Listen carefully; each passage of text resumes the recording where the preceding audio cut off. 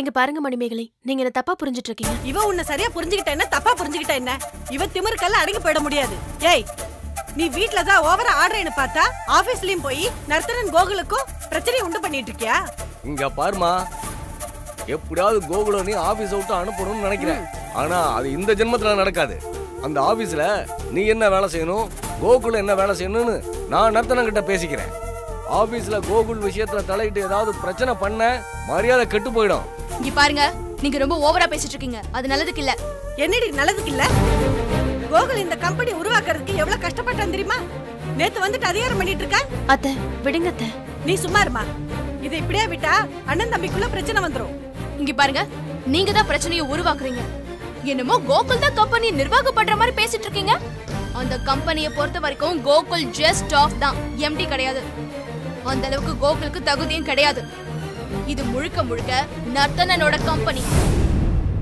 இங்க பாருமா, நீ விவரம் தெரியாம பேசுற. அக்ரிமெண்ட் எப்படி போட்டிருக்குன்னு போய் பாரு. தேவையில்லாததெல்லாம் பேசாத. நான் எங்க பேசணுமோ அங்க பேசிக்கிறேன். பேசு பேசு.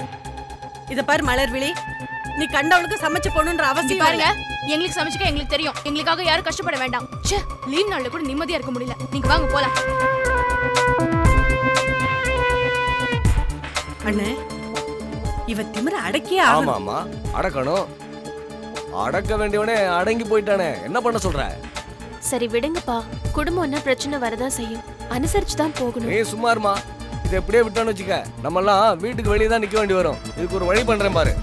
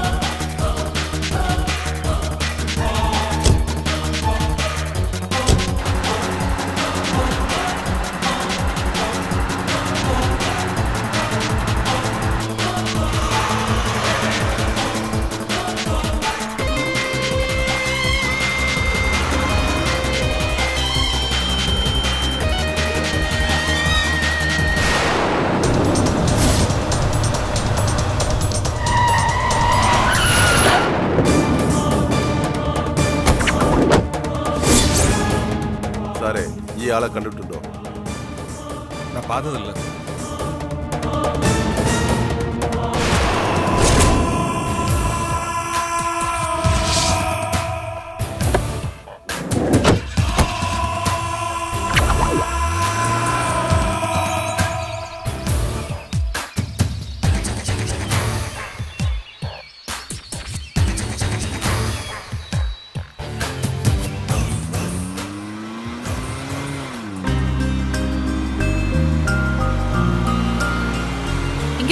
ரொம்ப கொடுத்து வச்சவங்க இல்லம்மா.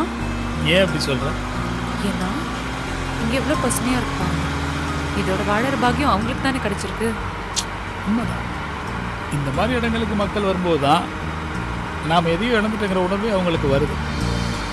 அந்த உணர்வோடு சேர்ந்து இந்த இயற்கையை பாதுகாக்கணுங்கிற எண்ணமும் அவங்களுக்கு வந்துடணும். அப்படி வந்துட்டா வாழ்கிற இடம் சொர்க்கமாயிடும். ஆனால் இப்போ அதை யாரும் அந்த மாதிரியெல்லாம் நினைக்கிறது இல்லை. ஊருக்கு வந்துட்டு அவங்க திரும்ப சொந்த ஊருக்கு போனதும் இந்த இயற்கையை பாதுகாக்கணுங்கிற எண்ணமும் அவங்கள விட்டு போயிருக்கு. அது ஒன்றுதான் இது வரைக்கும் எனக்கு புரியாத ஒரு விஷயமா இருக்கு.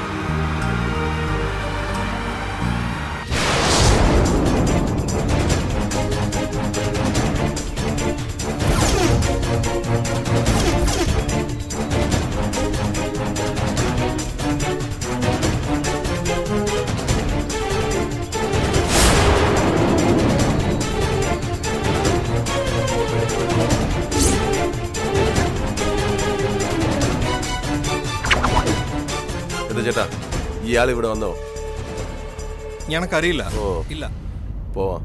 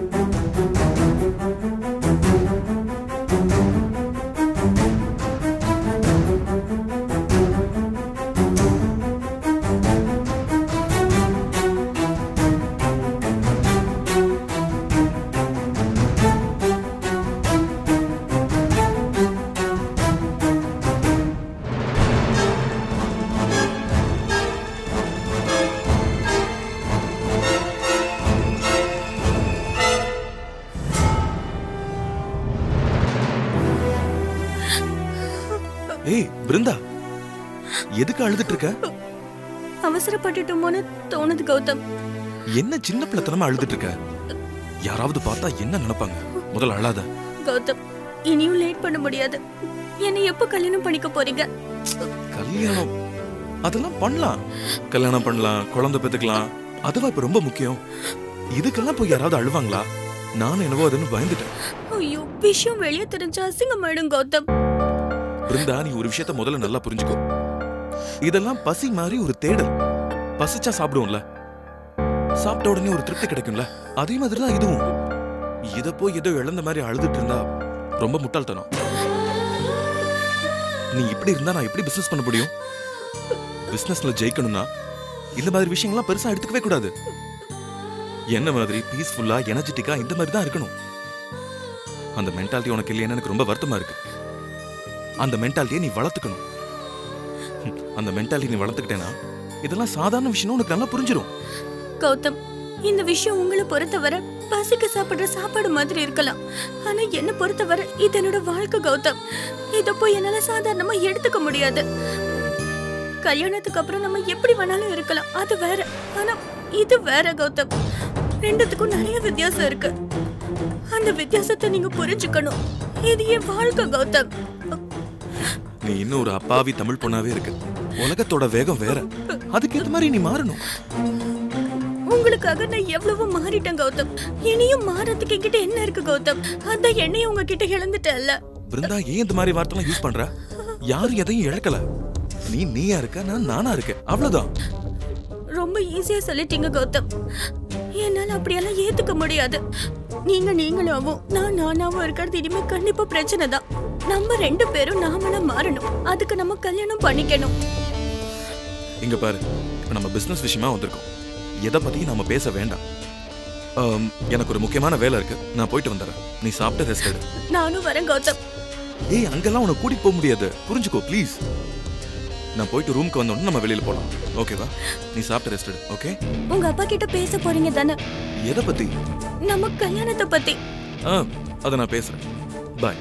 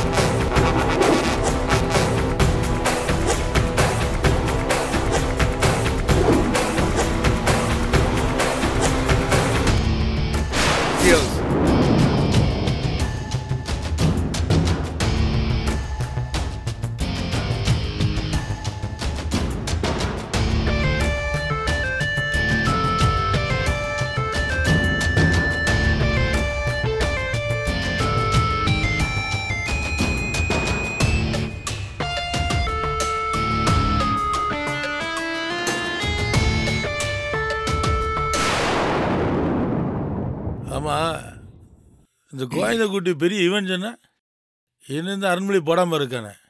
அண்ணே, கோவிந்தங்குட்டி இன்னும் அருண்மொழி பார்க்கலன்னு நினைக்கிறேன். பார்த்துட்டான்னா உடனே போட்டு தள்ளிடும். இந்த பாரு, அருண்மொழி மொத்தம் திருப்பி உயிரோட வந்துட்டான்னு வச்சுக்க, நான் இந்த ஊரில் இருக்க முடியாது. என் பொண்ணையும் பிரிக்க முடியாது, என் சொத்தையும் காப்பாற்ற முடியாது. பார்த்துக்க அண்ணே, அந்த மாதிரி எதுவும் நடக்காதுன்னு நம்ம மேலேயும் தப்பு இருக்கு. அருண்மொழி இருக்கிற இடத்த நம்ம கரெக்டாக சொல்லியிருந்தோம்னா இந்நேரம் கோவிந்தங்குட்டி அவன் கதையை முடிச்சிருப்பான். நம்மளால அருண்மொழி இருக்கிற இடத்த கண்டுபிடிக்க முடியவே இல்லையே.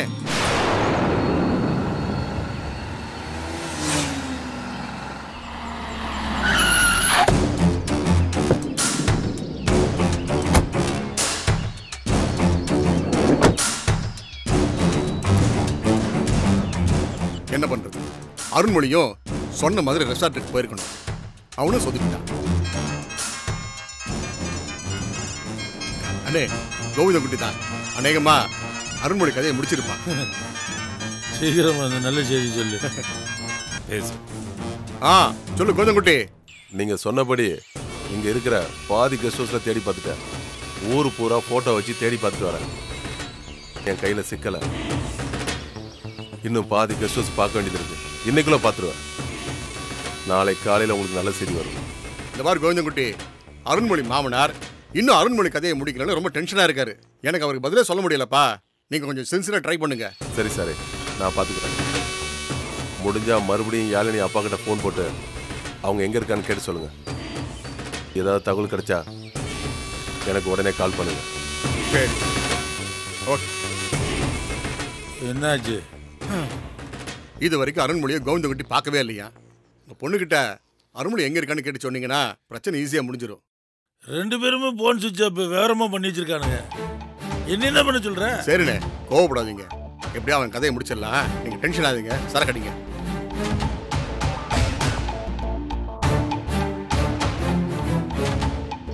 வா.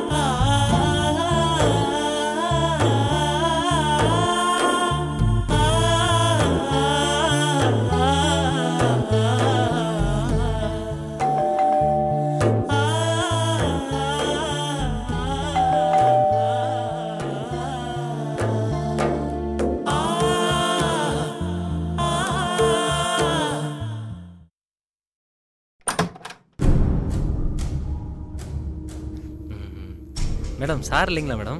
இல்ல. நல்லதா போச்சு மேடம். ஏய், என்ன வேணும் உனக்கு? போடா.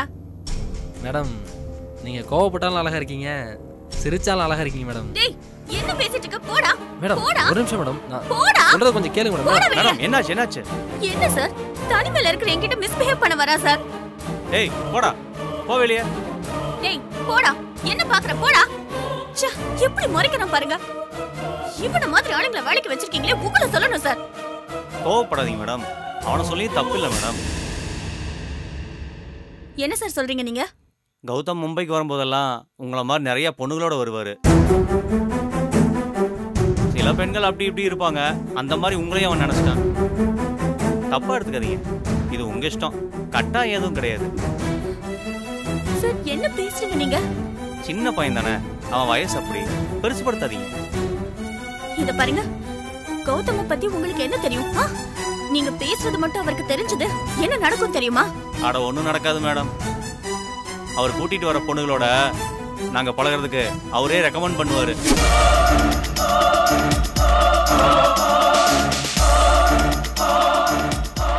ஹலோ, நான் யாருன்னு தெரியாம நீங்க பேசிட்டு இருக்கீங்க. இங்க வழக்கமா கம்பெனி கொடுக்க வர பொண்ணுங்க மாதிரி தான் உங்களையும் நாங்க நினைச்சிட்டோம்.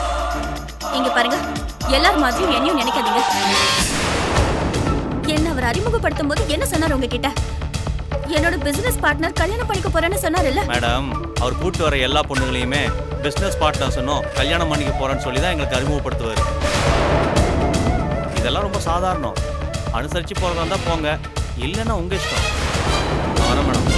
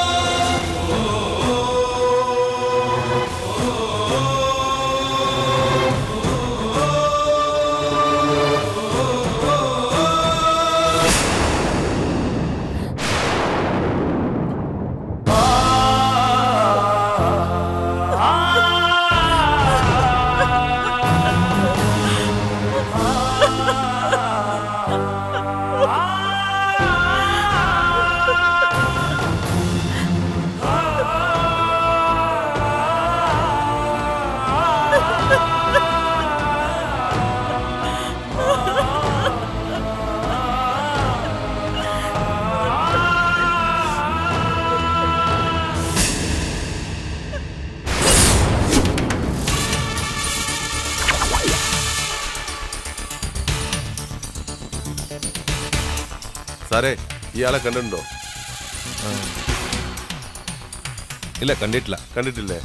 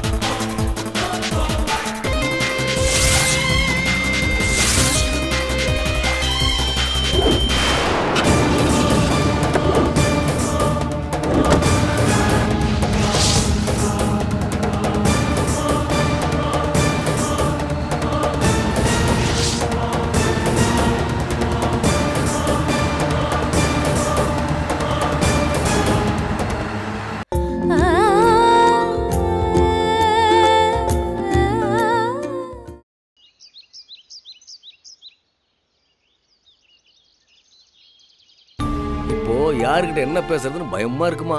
ஒரு வேலைக்காரி அவ நம்மள மதிக்கிறாளா பாத்தியா? மணிமேகலை தான் வேலைக்கு வச்சா அவ திமிர அவளுக்கு இருக்கும்ல. அடக்குற இருந்த அத்தை, எப்ப பார்த்தா நீ அதையே பேசிட்டு இருக்கீங்க. இந்தாங்கப்பா, காஃபி குடிங்க.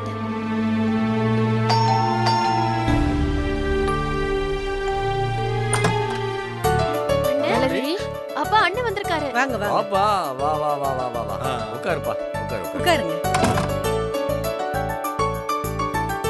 சித்தி, எப்படி இருக்கீங்க? நல்லா இருக்கேன். நீங்க நல்லா இருக்கீங்களா? என்னங்கப்பா இங்கே இருந்துட்டீங்க? ஊருக்குலாம் வர்ற மாதிரி ஐடியா இல்லையா? ஊருக்கு வராம எங்கப்பா போயிட போறேன்? வரணும்பா. அப்புறம் நம்ம சொந்தக்காரங்களாம் நல்லா இருக்காங்களா? யாருக்கும் எந்த குறையும் இல்லாம எல்லாரும் நல்லா இருக்கும் மாமா. ஏமா மலர்விழி, எப்படிமா இருக்க? நல்லா இருக்கேன். ஆமா, அந்த கோகுல் நடத்தின எங்க? அவர் ஆபீஸ் விஷயமா வெளியில போயிருக்காரு. நீங்க பேசிட்டு இருங்க, நான் காஃபி எடுத்துட்டு வரேன். என்னதான் சொல்லு, நம்ம ஊர்ல இருக்கிற நிம்மதியும் சந்தோஷமும் இங்க இல்லப்பா.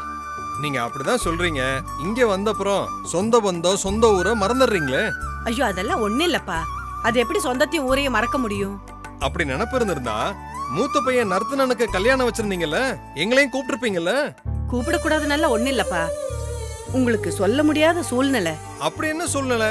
என்ன நர்த்தனன் என்ன காதல் திருமணமா பண்ணிட்டான்? அப்படியெல்லாம் இல்ல, பார்த்துதான் செஞ்சோம். அத பத்தி சொல்றதுக்கு ஒண்ணு இல்ல, ஏதோ நடந்துச்சு. உங்களை எல்லாம் கல்யாணத்துக்கு கூப்பிட முடியலங்கறத நினைச்சா மனசுக்கு வருத்தமா தான் இருக்கு. என்ன பண்றது?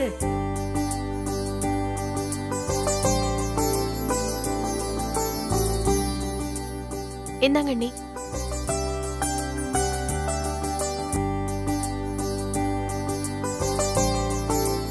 இந்த நர்த்தனன் மனைவி வீட்டுல இருக்காங்களாமா? மாடியில தான் இருக்காங்க. வந்தது வந்துட்டோம், அப்படி பார்த்துட்டு போலான்னு பாக்குறோம். பார்க்கலாமா? இதுல என்ன இருக்கு? நான் போய் கூட்டிட்டு வரேன்.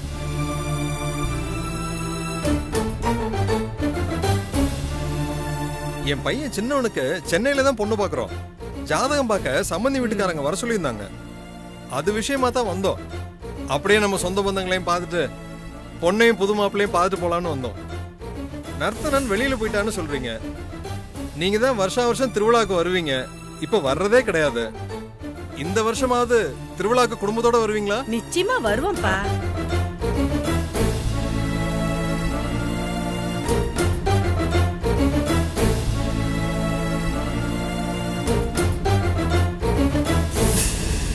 மணிமேகலை, என்ன? ஊர்ல இருந்து எங்க சொந்தக்காரங்க எல்லாம் வந்திருக்காங்க. அதுக்கு நான் என்ன பண்ணணும்? இல்ல, உங்களை பார்க்கணும்னு சொல்றாங்க. உங்க சொந்தக்காரங்க என்ன எதுக்கு பார்க்கணும்? உங்க சொந்தக்காரங்க என் சொந்தக்காரங்கன்னு பிரிச்சு பார்க்கறதுக்கு ஒண்ணும் இல்ல. இந்த வீட்டுக்கு எப்ப நீங்க மருமகளா வந்தீங்களோ அப்பவே அவங்களும் உங்களுக்கு சொந்தக்காரங்க தானே. எனக்கு கொஞ்சம் வேலை இருக்கு. நீங்க வரலன்னா வந்தவங்க மனசு கஷ்டப்படும். அப்புறம் நம்ம குடும்பத்தை பத்தி தப்பா பேசுவாங்க. எதுவா இருந்தாலும் நமக்குள்ளேயே இருக்கட்டுமே, வேற யாருக்கும் தெரிய வேண்டாம். தயவு செஞ்சு வாங்க.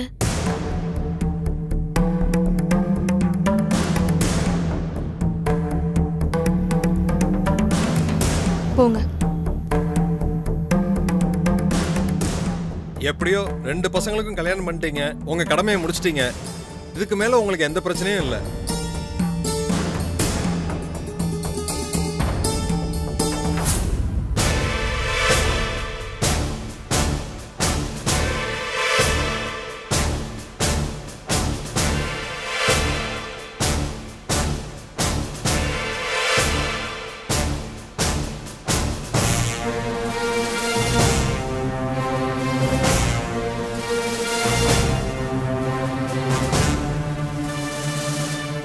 இதுதான் நர்த்தனனோட பொண்டாட்டியா?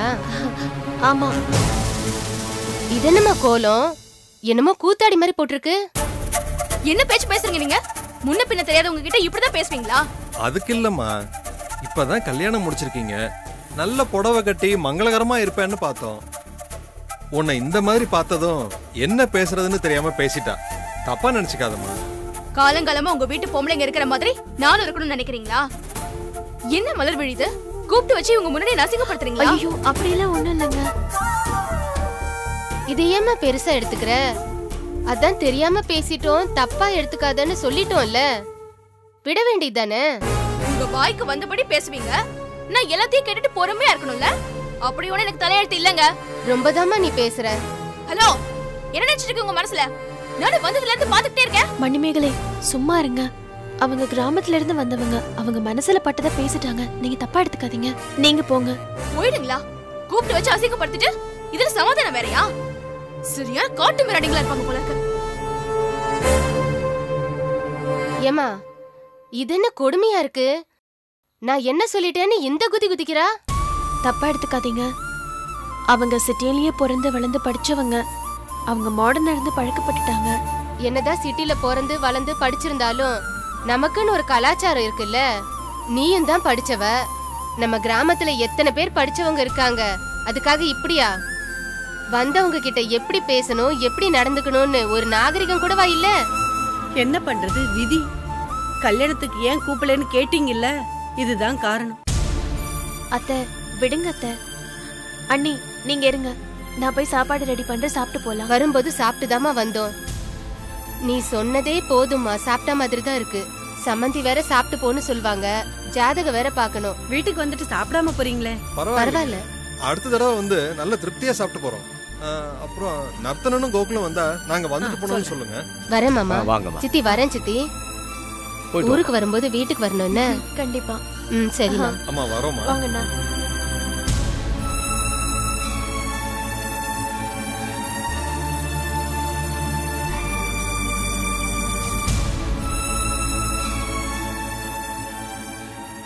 பாத்தியாமா, சொந்தக்காரங்களுக்கு முன்னாடி எப்படி அசிங்கப்படுத்திட்டான்னு? இவளால நாளுக்கு நாள் டார்ச்சர் தாங்க முடியலன்னு, இதுக்கு ஒரு முடிவு கட்டணும்னு. பாத்துமா, வேற எதுவும் சொல்றதுக்கு இல்ல. விஷயம் தலைக்கு மேல போச்சுன்னு வச்சுக்க, ஒண்ணுமே பண்ண முடியாதுமா. பாத்துக்க.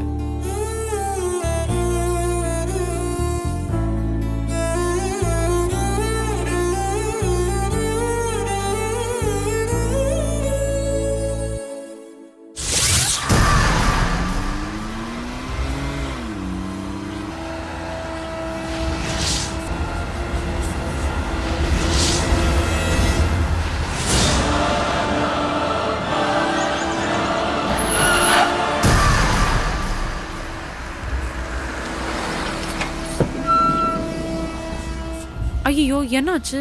இதோ வண்டி பிரேக் டவுன் ஆகி நிற்குது.